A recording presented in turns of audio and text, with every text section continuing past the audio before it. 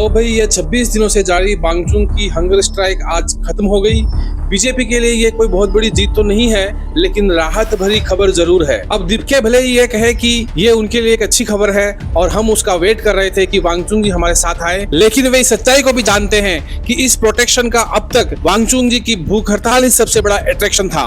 इसी के भरोसे वे हर दिन सरकार को गरियाते थे कि वांगचुंग जी 2 दिन में मर जाएंगे और उसकी पूरी जिम्मेदारी सरकार की होगी। दरअसल वांगचुंग जी का हंगर स्ट्राइक का तोड़ना दीपके के लिए हाथ से सोने की मुर्गी का निकल जाने जैसा है। ये हम सब जानते हैं कि ये प्रोटेस्ट एक मजाक में शुरू हुआ था और दीपके कोई मंजे हुए राजनीतिज्ञ नहीं है, न ही कोई वे हीरो है। अपने हाव भाव से वे कॉमेडियन से ज्यादा कुछ नहीं लगते। मूवमेंट को सीरियस लुक देने के लिए उन्होंने ध्रुव राठी के कंटेंट क्रिएटर विजेता दहिया को साथ लिया था, लेकिन प्रोटेस्ट वाले दिन छात्रों को पिटवाने के लिए भेजकर विजेता दहिया खुद मेट्रो स्टेशन पर पांव बड़ा खाते हुए पकड़े गए और उनका वीडियो वायरल हो गया। जब उनसे सवाल किया गया तो उन्होंने अपने बचाव करते हुए कहा कि मुझे इतना अकाउंटेबल होल्ड करते हो, मतलब ये कोई नौकरी है क्या ये प्रोटेस्ट में?